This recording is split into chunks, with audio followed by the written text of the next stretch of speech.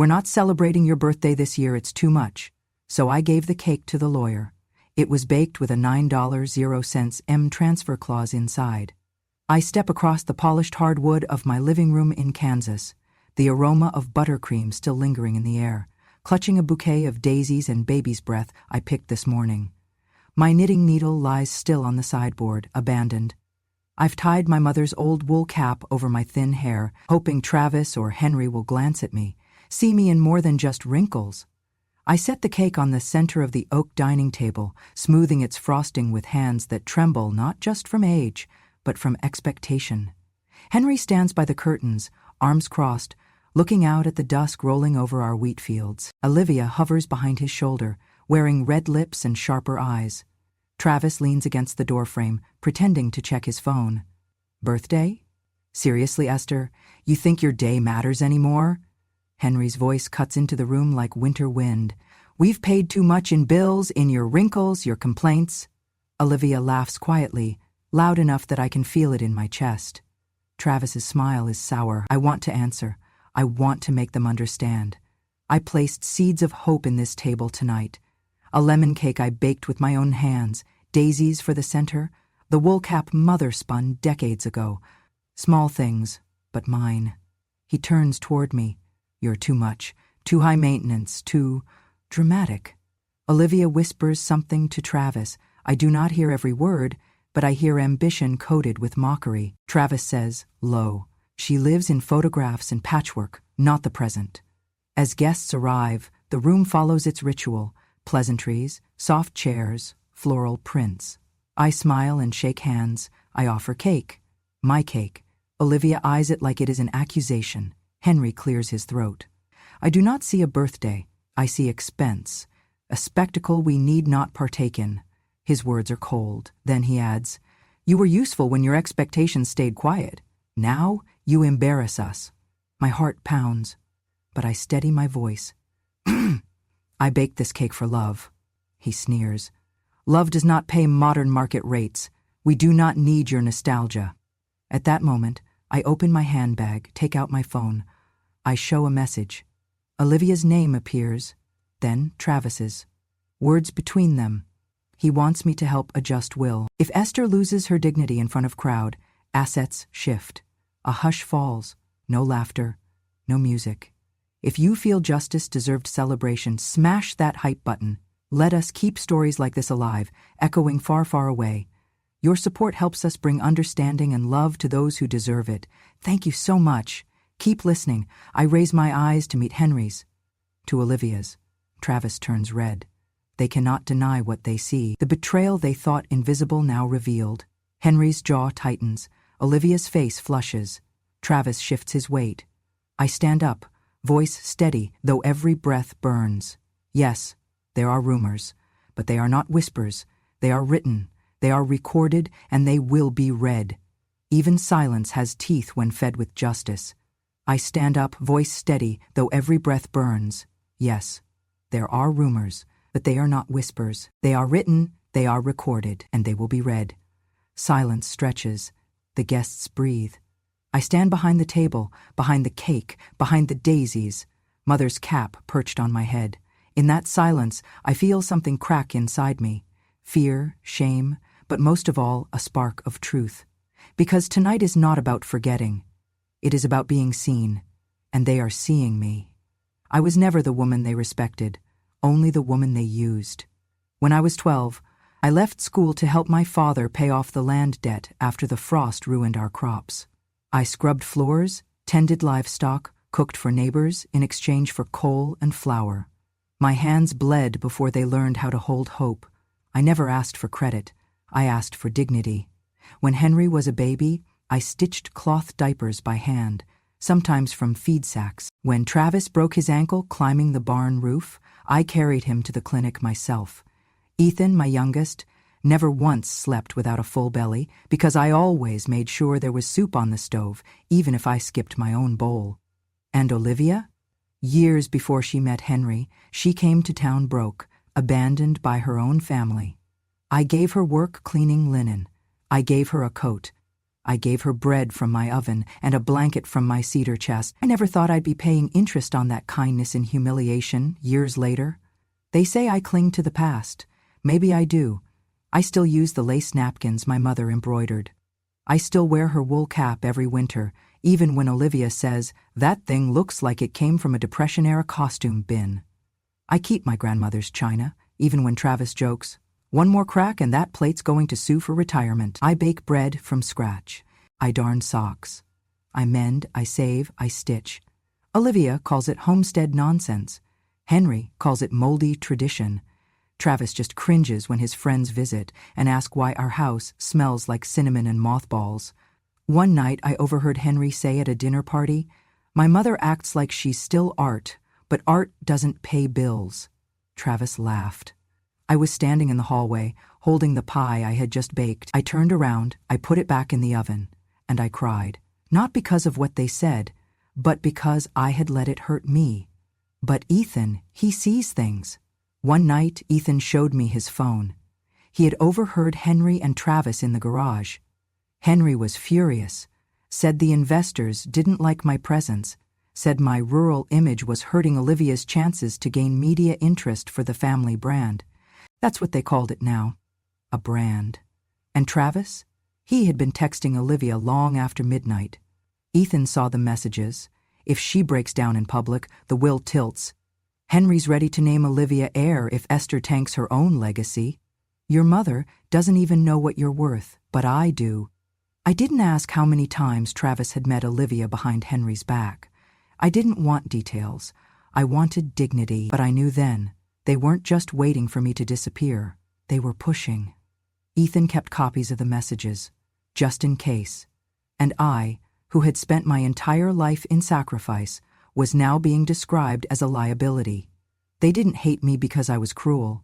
They hated me because I reminded them of their beginnings, because I didn't fit into their new image of sleek wealth, polished captions, and curated dinners. They wore silk ties and streamed influencer brunches.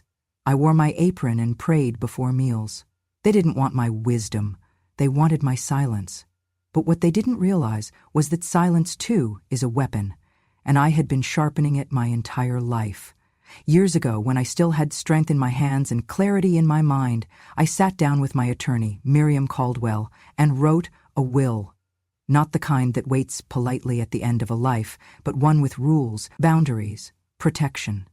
I had already seen how respect eroded when people thought your days were numbered.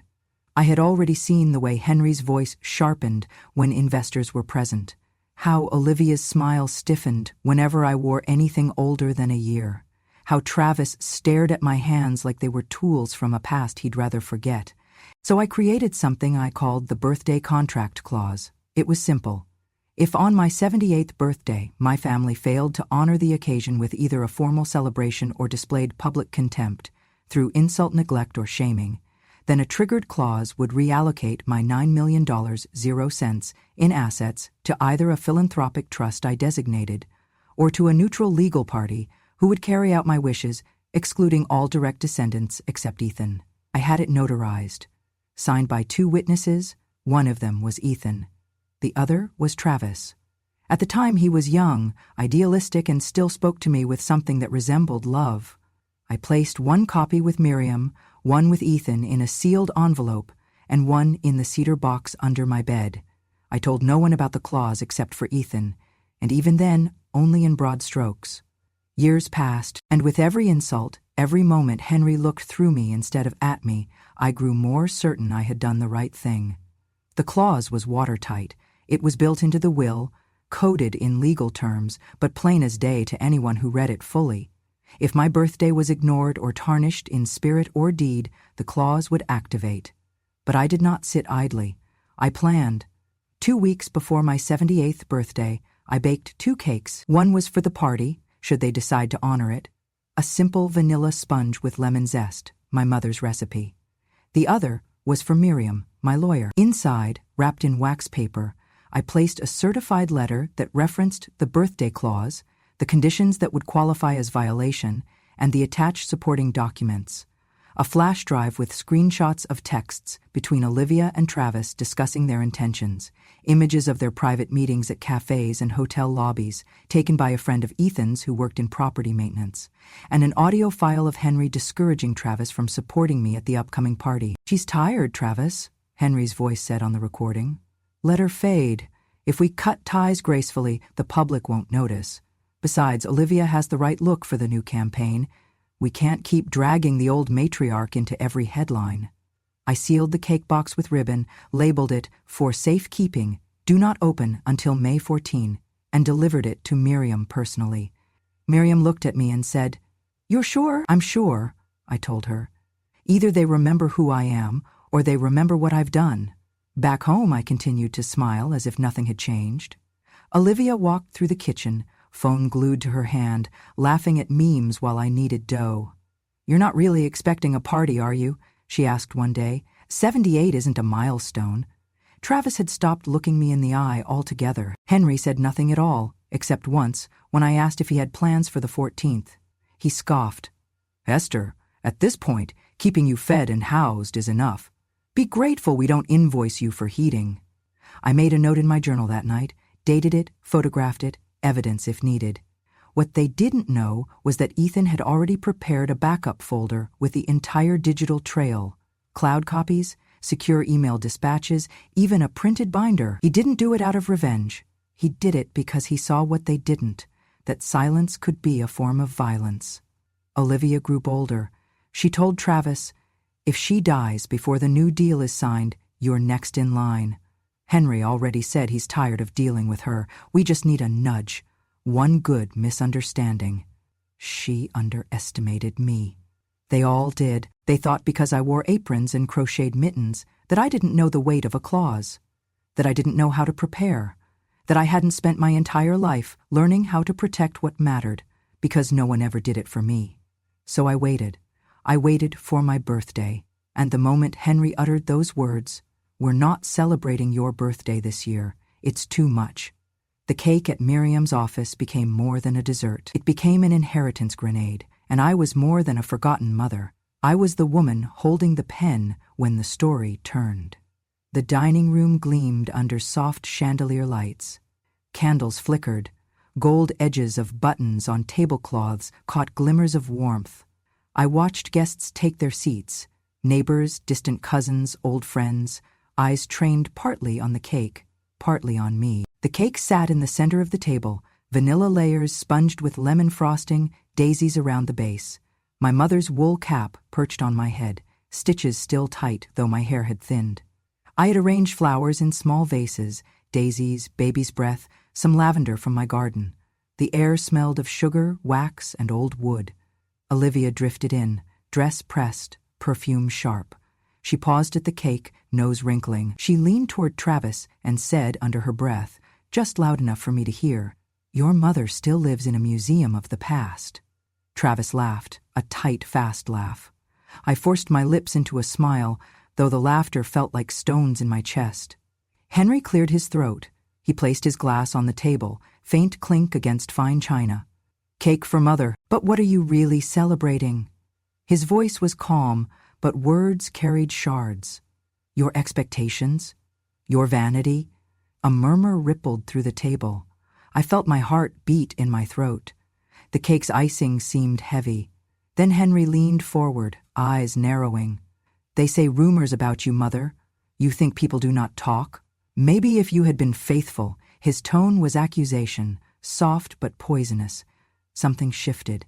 Ethan, who had sat quietly, his face pale, stood up so abruptly chairs scraped across floor. "I did not expect this. I saw messages last night between Mom, Olivia, and Travis," Ethan said, voice steady, though his hands shook slightly. "I have evidence." He held his phone. On screen were screenshots, Olivia writing, "He will move the will if Mother causes scandal." Travis replying, "Yes, let's do this quietly." Another image, Olivia and Travis meeting in the parking lot after dusk. Then audio, Henry saying, "If she loses public grace, the assets tilt toward Olivia." Olivia's hand flew to her mouth. Travis looked away. Henry's eyes flicked between them and Ethan. Guests gasped. Some looked down at dessert forks, others leaned forward, curiosity sharpened. I stood, cake forgotten for a heartbeat. I lifted my voice. You used your son's name to build betrayal. You plotted with Olivia to steal what I protected. My words echoed. Olivia's cheeks burned. Travis swallowed. Henry rose, a tremor in his collar.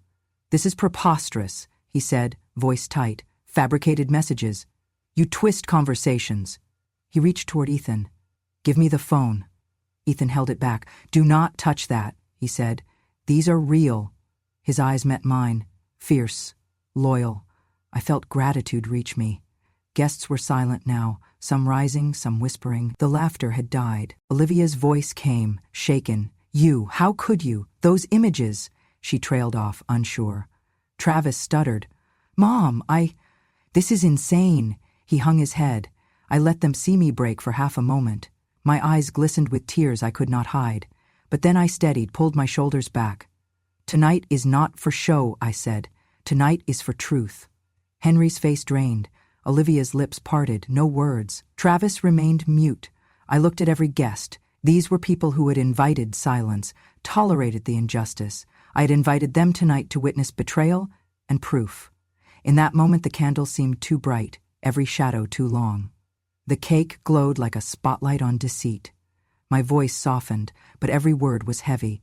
You thought I lived in your memories. You thought tradition was weakness. But tradition is witness. The room held its breath. Outro 2 arrived when I held up the Fatu. The screen of Ethan's phone lit up, showing Olivia and Travis in hotel corridor, whispering. Henry's voice, faint in the recording, declaring the will could be revised. The guests gasped. Olivia covered her face. Travis looked like he wished the floor would open. Henry's silence was thunderous. No one spoke. Someone dropped a wine glass. The sound shattered the hush. I felt tears trailing down, but I stood upright, dignity unbroken. You built a future on my back, I said. You thought I would crumble quietly. But I kept seeds in pocket and proof in hand. Henry finally looked at me. Olivia turned away. Travis's eyes glistened with regret or fear, I could not tell. I turned, lifted a slice of cake with steady hand, set it back without cutting. The guests looked at me, then at Henry, then at Olivia. The cake remained whole. Tonight candles burn more than cake. Tonight truths rise. I stand on shaking legs as Miriam Caldwell, my lawyer, enters the dining room, carrying the second cake, sealed, ribboned, heavy with meaning. The guests quiet, forks paused in midair. Henry narrows his eyes. Olivia holds her breath. Travis shifts anxiously, unable to meet anyone's gaze. Miriam sets the cake before us. She looks at Henry, then Olivia. She looks at me. Mrs. Carter, shall I proceed? I nod. She cuts into the frosting, revealing wax-wrapped paper inside. The room gasps when she pulls out a document, the original will from years back, notarized. The clause is there, the birthday contract clause, spelled out in legal text. The conditions, the signatures, Ethan's name, Travis's name, young but firm, on the witness line. Miriam holds up a certified copy from the county records. She holds up a sealed envelope Ethan kept. Screenshots of Olivia and Travis plotting quietly in text messages. Photographs of late-night meetings. Audio recording of Henry's voice, telling Travis, "If Mother becomes inconvenient, you must stand by me. We must protect our image." Olivia takes a step back. Travis's face, once smug, drops. Henry swallows. Henry? Olivia? Miriam's voice echoes. These are not fabrications. These are legal documents, witnessed, delivered, certified. Olivia tries to speak, tongue heavy. This is ridiculous. That will is old. Laws change. Mom is not in her right mind. Henry adds, Ethan coerced us into those signatures years ago. It is not binding now. Ethan rises, calm but determined. I signed nothing under duress. I kept copies. I brought these messages because I knew you would try to shame her, erase her. My heart hammers. I feel Ethan's hand on my wrist under the table. Miriam nods. The law in this state recognizes properly witnessed wills and amendments. That clause was added legally. The additional evidence confirms the clause's conditions have been met. Tonight's insults, the refusal to celebrate, the public degradation, the clause is now enforceable. Olivia's lips tremble. Travis looks away. mouth open but no sound. Henry tries to smile, but his smile is brittle. I draw a breath. You once told me tradition was weakness, lived in my aprons and quilts was shame. But tradition had witness, and witness is truth. Then Miriam cues the audio. Henry's voice, faint but undeniable, says, "If your mother is accused, then the will move in Olivia's favor, with Travis under her shadow." Henry freezes. Olivia pales. The room is silent but for the recording's echo. Guests lean forward. Someone gasps. Wine glasses clink nervously. Travis's chin trembles. Olivia's eyes glisten. My legs, though sore, feel rooted. They tried to deny, to minimize, to slander, but now the evidence sits in their laps. Miriam turns to the witnesses, Ethan and a neighbor who saw Travis meeting Olivia in secret. They affirm what is on the screens. Olivia's voice cracks. This is betrayal. It is unfair. I step forward. I do not cry. I do not plead. I simply say, unfair is not a rewrite. Tonight I reclaim what is mine. The guests watch Henry's face, pale and contort. Olivia glances at Travis, whose eyes avoid everyone. I feel a release of all those years of being silenced, and I smile, for the first time tonight, knowing the truth will not be buried. I arrived at the courthouse early, cane tapping against the marble steps, reporters clustered, cameras glinted, microphones poised. I wore my wool cap, grandmother's scarf draped across my shoulders. The air smelled of polished wood and anxious breath. Ethan walked beside me. Travis and Olivia entered behind, faces pale but composed. Henry, tall, stiff, his jaw set as if braced for a blow. When the judge entered, the room rose. I sat, palms flat on my lap, heart heavy with memory but with purpose. My lawyer, Miriam, stood and addressed the court. This case is about betrayal, tradition, and legally binding promise, evidence. The old will with the birthday contract clause, notarized. The letter sealed in the cake. Screenshots of messages, photographs, neighbor testimony, Ethan's confirmation, and the secret audio tape. Miriam placed the cake box on the table. She showed the preserved documents. Olivia's whispering stopped. Travis looked away. Henry's face betrayed a flicker of shame. Olivia's lawyer rose. He argued, "This clause is outdated. Mrs. Carter is elderly. There is reason to believe her mind has clouded, that these actions are misinterpretations. The messages were taken out of context. The photographs are inconclusive." He attempted to cast doubt. Henry sat rigid, eyes flicking to me, hoping I'd crumble. Travis diverted his gaze to his shoes. Miriam countered, "Mrs. Carter has been lucid. Medical records confirm her clarity. This clause was lawfully executed, witnessed. Ethan is here, he'd verified everything. A then-young Travis signed as witness. The evidence is consistent." The neighbor witness came next. Mrs. Lawson from next door. She leaned forward in the stand. "I overheard Mr. Wallace, Henry, telling Travis, 'If she causes scandal, you know what will happen to the will.' It was months ago in their garden." Henry's voice raised. Travis was quiet. Olivia was present. She paused, eyes fixed on Henry. "It sounded like plotting," Ethan testified, calm but firm. "I saved the texts. I saw their meetings.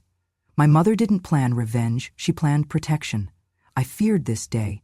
I feared her being erased. I kept copies, and I come here to stand for truth." The courtroom grew heavy. Whispers echoed. Henry's attorney tried to object. "Hearsay! Tampering!" But Miriam had anticipated. She introduced certified backups, independent timestamps, copies on cloud, all with metadata. The judge reviewed them with furrowed brow. Then came Chautreau 4. The judge brought down his gavel. His voice rose, clear. "In the matter of Esther June Wallace versus Henry Wallace and Olivia Kane, this court finds that the birthday contract clause is valid, enforceable, and fully activated by the actions of the defendants. The plaintiff, Mrs. Esther June Wallace, is declared the lawful owner of all property designated under the $9 million 0 cents clause. Any contrary wills or revisions are void insofar as they violate that clause.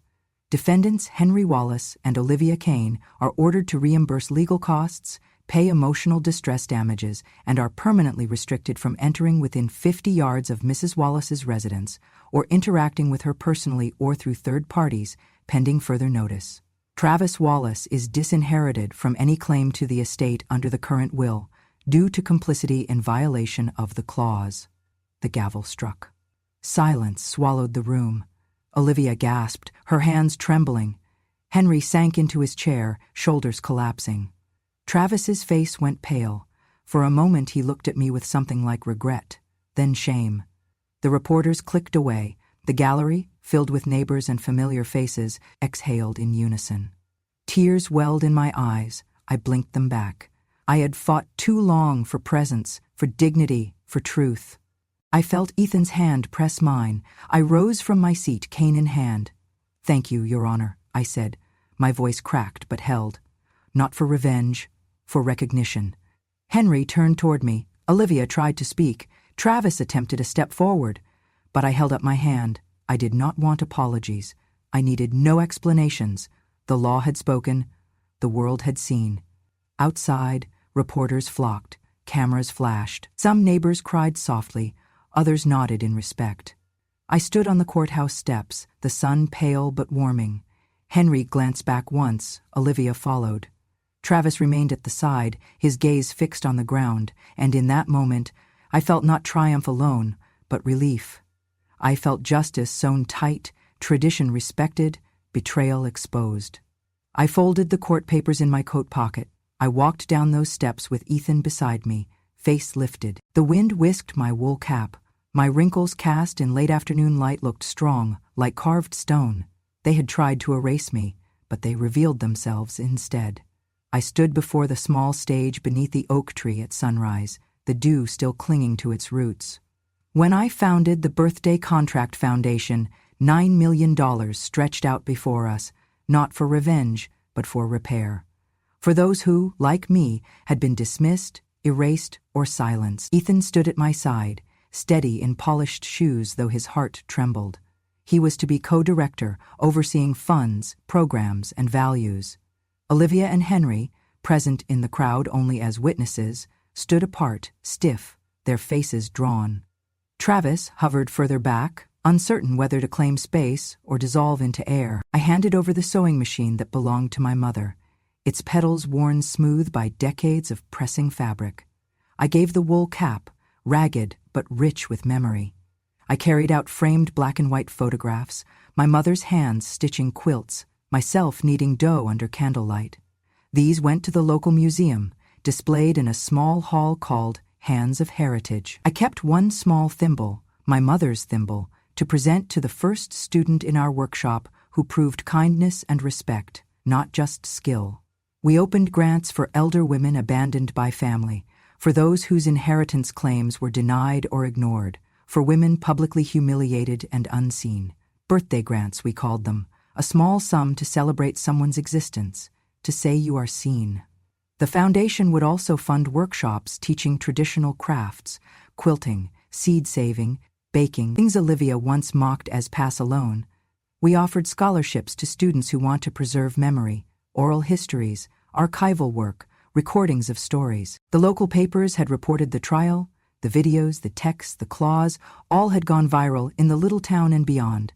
Olivia lost contracts, sponsors dropped her name. Henry's investors began whispering. Travis tried to call me that night. "Mom, I'm sorry," but I had no interest in sorry songs. I wanted action. I wanted change. On the day of our ribbon cutting, the garden had been transformed. Raised flower beds, roses, lavender, wild mint, lined the path. A pavilion stood where I once swept wet leaves for guests. Under that roof, chairs were set for workshop participants. The museum display glowed behind glass, where the sewing machine stood. The wool cap was pinned beside it. A banner reading, "Legacy is not a sentiment. It is soil and stitch." Guests came. Elder women with bent backs, young girls in work jeans, neighbors who once turned away. Volunteer hands helped set tables with vintage china. Plates I had once prepared meals on. The mayor came, clattering with his chain of office. Reporters shoved microphones forward. Cameras flashed. I stood at the podium. Ethan handed me a glass of water.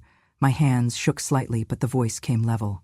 "Today we plant what was nearly uprooted. Today we reclaim not only this land, but dignity. Not only memories, but power." The crowd applauded. A few cried. Henry and Olivia stood to the side, their distance visible in posture. Henry's mouth twisted, Olivia's eyes downcast. Travis stood a little closer, his face etched with guilt. After my speech, the mayor presented me with a plaque, City Recognition, for tireless service to memory, community, and truth. I accepted, knotting the ribbon on its back. Ethan joined me. I passed him the small thimble, placing it in his hand. For the first student of the foundation, I said, carry this forward. Travis stepped forward, voice soft. Mom, but... I raised a hand. I did not want the apology. I did not want the show. I only wanted the truth remembered and the work continued.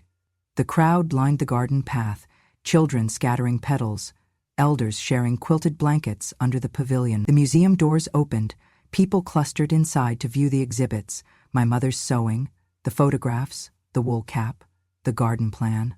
Reporters whispered, "This is beautiful." Others nodded in appreciation. Some said, "She deserved this." Things broke open in small ways. A woman who had been silenced at home cried openly. A young girl asked to join the workshop. Ethan smiled across the crowd. Olivia tried to slip away quietly afterward, leaving behind whispers. Henry's car was already idling. Travis followed them, but stayed long enough to watch the work, the garden, the children, the love. He looked at me once. I nodded. When the sun dipped low, the garden bathed in gold, I stood alone on the path, fingerprints on the flowers, soil under my fingernails. The plaque hung on the pavilion, letters shining. Esther June Wallace, Keeper of Heritage. The sewing machine glinted by lamplight. The wool cap lay folded by its side. I breathed deep. I felt peace fill the hollow spaces that insults had made. I had baked justice with my memories, sown strength with my silence, and planted this work as proof that dignity does not decay with age. They never believed I could reclaim more than crumbs, but here, among the bloom and laughter, crumbs lay, turned into harvest. And as people departed under dusk, I walked with Ethan, cane in hand, shoulders straight. The garden whispered with footfalls, children's voices echoing, quilts fluttering. The legacy was alive. I arrived at the garden pavilion just as the sun was dipping low, golden light folding over the paths. Reporters stood with microphones, cameras poised, neighbors, elders, young faces, some I had known all my life, some I had never met. The voices quieted when the young journalist Ella Grant spoke. "Ms. Wallace," she began gently, "do you want Henry to apologize to you?" I held her gaze. My hands rested on my cane, steady. "I do not want false apologies. I want truth. I want respect." Ella's pen paused. She looked at me, then asked, "Your name on legal papers now, how does it feel to be seen in that way?" I smiled, a light lifting in my chest. My name has waited in shadows. Having it in ink, in law, it's not vindication, it's light. It is the proof that I existed and that I mattered. "Finally, what will you do next?" she asked. I lifted my chin against the evening breeze. "I will keep building. The work does not end with a verdict." I stepped from the small stage. Miriam Caldwell, my attorney, joined me. In her hands was a sealed document, my new trust, the final will that no clause could override. I opened it. I spoke the words I had prepared, clear and calm. "I hereby bequeath everything I own, property, savings, heirlooms, to the Birthday Contract Foundation.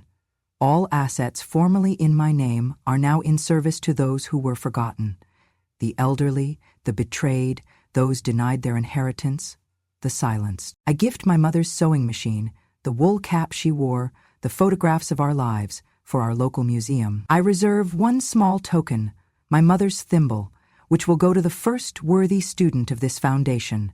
I looked at Ethan. "You are to be its steward, not inheritor in the old sense, but the guardian of its future." A hush fell, then applause, gentle, then stronger, warm. The twilight gathered around us. Lanterns glowed beneath branches of oak. The plaque behind the pavilion reflected rimmed light. Esther June Wallace, Keeper of Heritage. Children's laughter drifted. Elders nodded. Photographers snapped.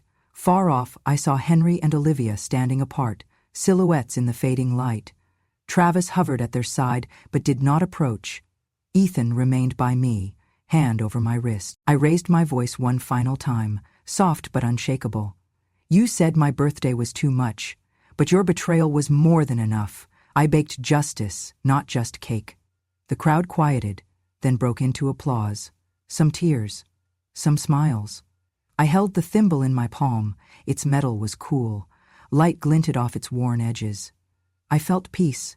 As dusk deepened, I looked at the sewing machine, the wool cap, the photographs. They were no longer relics. They were statements, symbols, witnesses. Children ran on the lawn behind us, picking petals. Elders sat under the oak tree, hands gnarled, faces lined with pride in their eyes. Lanterns swayed in the gentle wind. The trust had been established. The community had gathered. My name was there. My story was carved. I stood quietly among them, letting the closing light wash over me. I felt at home, and in the fading gold of sunset, I whispered to no one, to everyone. I was never only the cake, I was the recipe. I returned to the oak tree garden. Alone at dawn, a few weeks after the ribbon cutting. The air is crisp, mist leaning low over the beds of lavender and young rose bushes. The dew still clings to leaves, the petals curved as though in prayer. I carry tea in my hand, the mug warm against my palm. Ethan walks behind, silent companion. The foundation's sign glows softly in the early light. Birthday Contract Foundation. Row by row I walk among the raised beds, fingers brushing petals. Memory and earth mingle. My mother's scent when she dried herbs, the stitch of quilt squares, the crackle of flour in the oven. All of it here, all of it ours. I kneel, pick up a dropped seed packet, wildflower mix donated by someone who saw the news, and scatter seeds near a bench under the oak. A young woman arrives, carrying tools, ready for class. She smiles, greeting me. "Miss Esther, I'm here for quilting today." And so the work continues. But there are things that cannot be seen by everyone, things that whisper after dusk. Olivia's name still appears in hushed gossip in town. Henry's business dealings are watched more closely. Travis avoids my gaze when he passes, but the hush among them is different now. Respect edged with the weight of truth. No grand apology has been offered, no false bows. I expect none of those. I have what I need: the land, the legacy, the community. Ella Grant, the young journalist, comes by. She brings with her the local newspaper, old copy in her bag, a photo of me standing before the plaque, statue-like in golden light. She asks, "Ms. Wallace, do you ever regret how loud this needed to be?" I trace rings in the soil, swirling around a rosebush. Loud? No. Necessary. Silence would have been betrayal. She nods. I see in her eyes the weight of witnessing. There is laughter in the garden now, children chasing butterflies among the daisies, elders swapping quilts, Ethan teaching seed saving. One afternoon, a woman approaches me. She is old, stooped, tears in her eyes. She hands me a small wooden box. Inside, a quilt square with faded fabric, a piece of my mother's lace, one of the china cups I used long ago.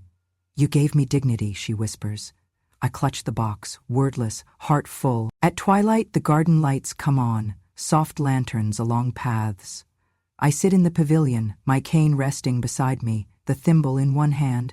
Ethan sets a quilt across my lap. The sewing machine hums with new work. The smell of lavender, of earth, of sweat and joy mingles. The moths flicker at the lantern light. Henry's car passes on the road beyond the garden gate. He slows. He does not stop.